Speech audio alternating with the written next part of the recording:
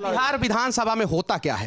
ये देखिए, वहां तो प्रश्न उठाना है, हंगामा होता है। To be frank, Nitish Kumar ji उम्र के उस पड़ाव में चले गए जो उनको याद नहीं। ऐसा कहा जा रहा है कि विधानसभा में भी बैठे बहुत सारे नेता जो है शराब पीते हैं और लगातार आरोप लगाया जा रहा है। नीतीश कुमार जी ने तंत्र सही करके रखा होता तो कोई डीजीपी आता, बिहार सुधरा हुआ रहता। जो शराब पीता है वो पापी है, वो सही नहीं है। आर्मी में शराब की सप्लाई होती है। लालू जी हो कि नीतीश जी हो, इन दोनों की उत्पत्ति तो भाजपा की कृपा से हुई। 14 और 15 फाइनेंस का जब आयोग का गठन हुआ तो उसमें यह पूरा प्रावधान ही खत्म कर दिया गया कि अब विशेष राज्य का दर्जा किसी भी स्टेट को नहीं मिलेगा। बीपीएससी का बच्चा जो है वैशाली में कल पकड़ा गया, जो शराब बेचता है और शराब बेच के अपनी पढ़ाई करता है। पटना का एयरपोर्ट, बीटा का एयरपोर्ट, भागलपुर का एयरपोर्ट, रक्सौल का एयरपोर्ट, मुजफ्फरपुर का एयरपोर्ट, पूर्णिया का एयरपोर्ट जमीन ही नहीं है कि सरकार का जवाब आएगा। और आज भी कहाँ जवाब आता है? ना शिक्षा पे आता है, ना स्वास्थ्य पे आता है। जहरीला शराब पे लोग मर रहे हैं, बीपीएससी के बच्चे परेशान हैं। टीटी 2002 में अटल बिहारी वाजपेयी ने बिहार में बाढ़ के सर्वे के दौरान कहा था कि हम नदियों को नदियों से कनेक्ट करेंगे।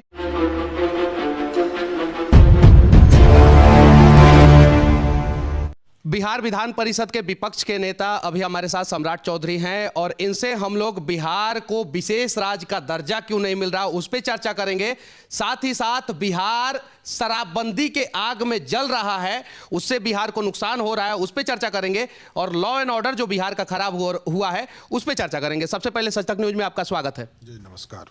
पहला सवाल आपसे यह है कि नए डीजीपी आए हैं बिहार में, तो ऐसा ढिंढोरा पीटा जा रहा है कि पूरा लॉ एंड ऑर्डर दुरुस्त हो जाएगा, तो क्या पुराने डीजीपी सही नहीं थे? देखिए, उनसे तो बेटर है, नो डाउट, लेकिन सरकारी तंत्र है। यदि नीतीश कुमार जी ने तंत्र सही करके रखा होता तो कोई डीजीपी आता, बिहार सुधरा हुआ रहता। आज यदि आरएस भट्टी साहब आए हैं, इनको दिल्ली का एक्सपीरियंस है कि होम मिनिस्टर अमित शाह जी के साथ काम कैसे किया जा सकता है, तो थोड़ा बिहार को दिखाएं, अच्छा लगेगा। बिहार में रूल ऑफ लॉ हो, इससे अच्छा और क्या हो सकता है? क्या बिहार जो है आज के समय में नेताओं पे कम और डीजीपी पे ज्यादा डिपेंडेंट हो गया है? स्वाभाविक है, ये बात तो प्रूव हो रहा है ना कि नीतीश कुमार जिस तरह ढिंडोरा पीट रहे हैं उससे तो स्पष्ट है कि उनका शासन अब फेल हो गया, कानून का राज स्थापित नहीं रह गया, इसलिए इस तरह का उनको। जहरीला शराब की वजह से बिहार के गरीब लोग लगातार मर रहे हैं और गरीब मर रहे हैं। ऐसा कहा जा रहा है कि विधानसभा में भी बैठे बहुत सारे नेता जो है शराब पीते हैं और लगातार आरोप लगाया जा रहा है। नीतीश कुमार जी ने भी अपने भाषण में कहा था कि तुम लोग बेचवाते हो शराब, तो इसकी कितनी सच्चाई है? देखिए, उनको ये आदत हो गई है, अब बुजुर्ग आदमी है, क्या बोलना है। नीतीश कुमार जी उम्र के उस पड़ाव में चले गए जो उनको याद नहीं रहता। तेजस्वी को भी याद कीजिए, तेजस्वी जब विरोधी दल के नेता थे तो उनको भी कहते थे तुम ही लोग शराब बेचवाते हो। आज दूसरे पार्टी को भी वही आरोप लगा रहे हैं। तो देखिए, इनके बोलने का कोई महत्व बिहार में रह नहीं गया, क्योंकि राजनीतिक हैसियत पूरी तरह समाप्त हो गई। और राजनीतिक हैसियत जब समाप्त हो जाता है लोगों का, तो वो इसी तरह का बयान देते रहते हैं। कहते हैं कि जो शराब पीता है वो पापी है, वो सही नहीं है। आर्मी में शराब की सप्लाई होती है, तो क्या ये आर्मी वाले लोगों को भी गाली दे रहे हैं? देखिए, राजनीति में जिस तरह का नीतीश कुमार जी का आचरण रहा है, ये शुरुआत में आदर्श के चेहरे रहे, अब लोग इनके नाम को लेने से भी डरते हैं। लेकिन नीतीश कुमार जी को तो बनाए आप ही लोग हैं, शुरू से लेके अभी तक जो है गठबंधन की सरकार और आप लोग जो है साथ में खड़े। लालू जी हो कि नीतीश जी हो, इन दोनों की उत्पत्ति तो भाजपा की कृपा से हुई, लेकिन भाजपा को दोनों भूल गए। इसमें क्या कीजिएगा? लालू जी को 90 में यदि 31 विधायकों का भाजपा का समर्थन नहीं होता तो मुख्यमंत्री ही नहीं बनते, वो छोटे आदमी रह जाते। मुख्यमंत्री भाजपा ने बनाया और नीतीश जी को भी 34 एमएलए पर 70 एमएलए का समर्थन 2000 में दिया, तब मुख्यमंत्री बने। तो देखिए, भाजपा बनाती है, ये परवाह नहीं करती है कि ये भाजपा नीतीश कुमार जी को बनाई, लालू जी को बनाई, भाजपा बिहार को कब बनाने जा रही है? विशेष राज्य का दर्जा बिहार को क्यों नहीं मिल रहा है? जबकि पॉवर्टी इंडेक्स अगर देखा जाए तो नीति आयोग का रिपोर्ट है 51.9%, यानी देश में सबसे ज्यादा गरीब लोग जो है वो बिहार में रहते हैं, फिर भी विशेष राज्य का दर्जा नहीं मिल रहा है। देखिए, 14 और 15 फाइनेंस का जब आयोग का गठन हुआ तो उसमें यह पूरा प्रावधान ही खत्म कर दिया गया कि अब विशेष राज्य का दर्जा किसी भी स्टेट को नहीं मिलेगा, जो पहले से मिल रहा है उसी को मिलेगा। आप देखिए, अब आपको बिहार को बढ़ाने के लिए जीएसटी का फायदा लेने का, इंडस्ट्री को चीज़ों को स्थापित करने का, स्टार्टअप का सहयोग लेने का, देश में 70,000 स्टार्टअप काम कर रहा है। ऐसे कोई कंपनी बिहार में आएगा, अगर कोई कंपनी बिहार में आया, उसका 2 एम्प्लॉय जहरीला शराब पी के मर जाएगा, तो उसका तो शेयर मार्केट डाउन हो जाएगा। देखिए, नीतीश कुमार जी की पॉलिसी का दोष है ना गुजरात में भी शराबबंदी है, कहाँ वहाँ इस तरह की स्थिति बनी है। आपको कहीं चीज़ों को देखना पड़ेगा ना कि कहाँ कौन सक्सेस कर रहा है, गुजरात कैसे सक्सेस कर रहा है। वहाँ भी 50 साल से अधिक समय से गुजरात में अगर बाहर के कोई लोग जाते हैं, एयरपोर्ट से लोग जाते हैं, कोई कंपनी का एमडी आता है, कंपनी के एम्प्लॉय आते हैं, वो बाहर का आधार कार्ड दिखा के वहाँ पे शराब ले सकते हैं। ये वहाँ पे अलाउ है, 3 स्टार से ऊपर के होटल में जो है शराब अलाउ है वहाँ पे। देखिए, शराबबंदी आप दूसरे स्टेट को कैसे रोक सकते हैं, मिलिट्री को कैसे रोक सकते हैं?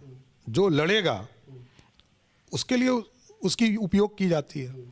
कहीं गुजरात में जो बाहर से लोग जाते हैं उसको कैसे रोक सकते हैं? तो उसी तरह जो आपने कहा कि इंडस्ट्री यदि खड़ी करनी है बिहार में, तो आपको जमीन चिन्हित करनी पड़ेगी। बिहार में सबसे बड़ा इशू है एयरपोर्ट बनाने के लिए पटना का एयरपोर्ट, बीटा का एयरपोर्ट, भागलपुर का एयरपोर्ट, रक्सौल का एयरपोर्ट, मुजफ्फरपुर का एयरपोर्ट, पूर्णिया का एयरपोर्ट, जमीन ही नहीं है। इनको क्या चिंता है कि राजगीर में एयरपोर्ट क्यों नहीं बन रहा था? राजगीर भी बनेगा, हम ही ने समझौता किया है भारत सरकार कि वहाँ जमीन जिस दिन उपलब्ध बिहार सरकार करेगी उसी दिन भारत सरकार वहाँ एयरपोर्ट बनाए। यहाँ तक मैं कह रहा हूँ कि नीतीश कुमार जी कल्याण बीघा में जमीन दे, वहाँ भी एयरपोर्ट बनेगा। नीतीश कुमार जी कल्याण बीघा में जमीन दे, वहां पे भी एयरपोर्ट बनेगा। बात आता है बेरोजगारी पे। बीपीएससी का बच्चा जो है वैशाली में कल पकड़ा गया, जो शराब बेचता है और शराब बेच के अपनी पढ़ाई करता है। तो बिहार इतना मजबूर हो गया है कि आज बीपीएससी की तैयारी करने वाले बच्चों को शराब बेचना पड़ रहा है। देखिए, नीतीश कुमार जी की जो कुकृत्य हैं उससे बिहार अब त्राहिमाम कर रहा है। लेकिन उसमें 17 साल तो आप लोगों का भी योगदान रहा है। मैं कि 17 साल में जो 14 साल रहे, 14 साल हम लोग रहे, हम लोगों ने रूल ऑफ लॉ लाया, रोड बनाया, सड़क पहुंचाया, बिजली पहुंचाया, पानी पहुंचाया।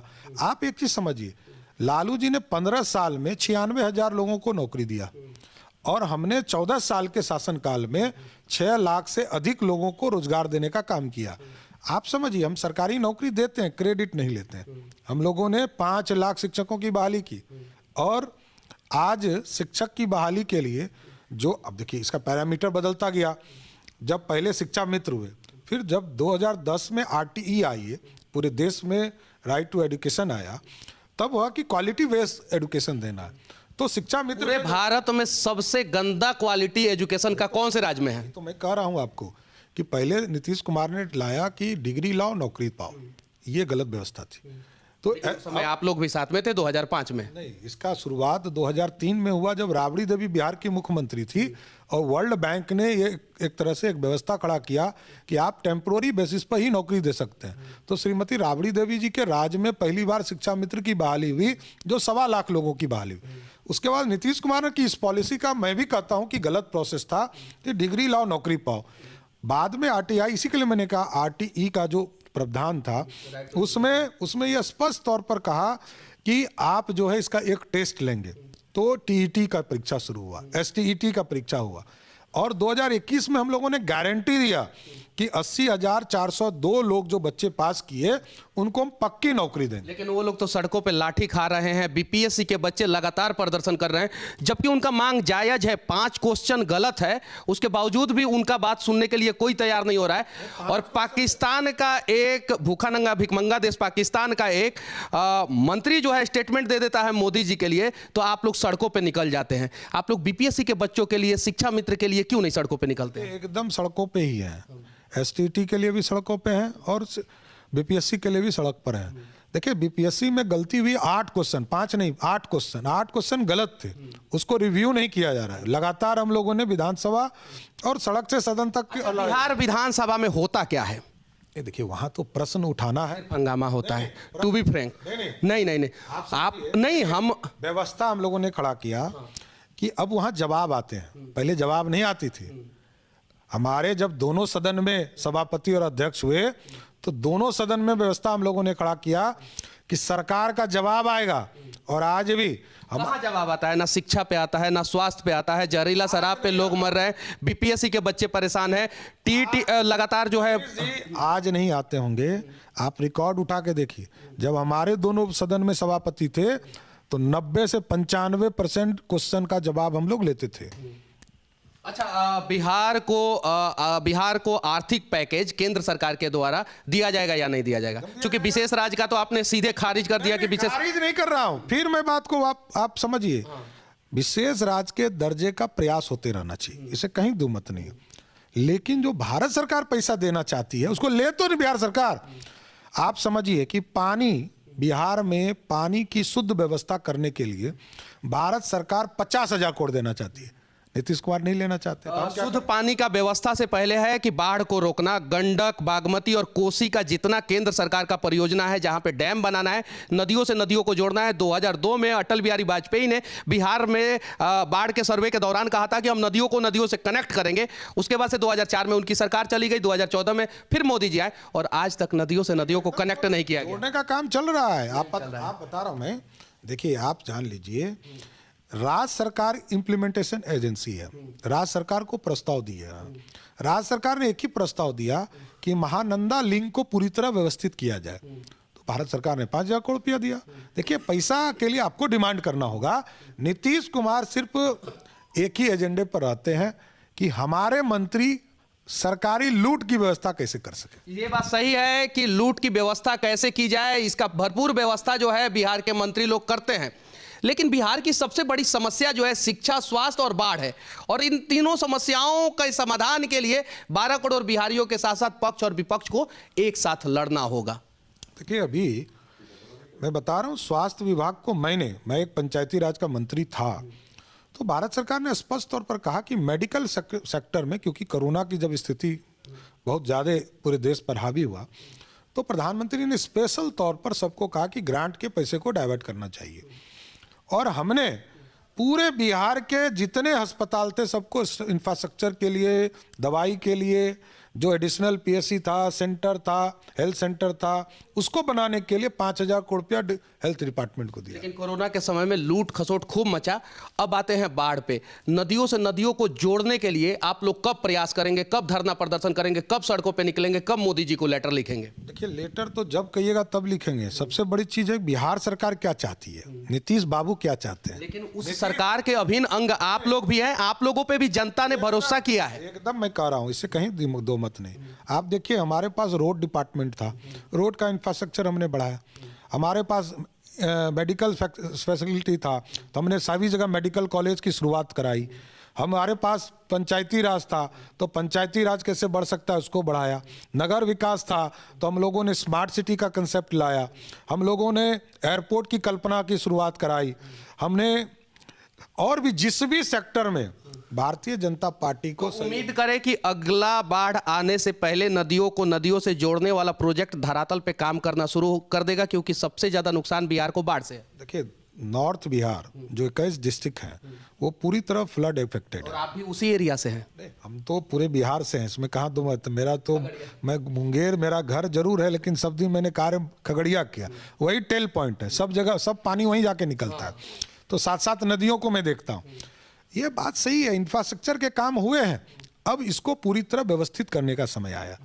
हमारा एक आग्रह आपके माध्यम से जरूर होगा, नीतीश कुमार जी एक प्रपोजल बनाएं, क्योंकि बिहार के मुख्यमंत्री वही हैं, संजय झा जी इरिगेशन मिनिस्टर हैं। एक गवर्नमेंट ऑफ इंडिया को एक बड़ा प्रपोजल बनाकर कि पूरे नॉर्थ बिहार में पानी की व्यवस्था को कैसे सुचारू रूप से किया जा सकता है।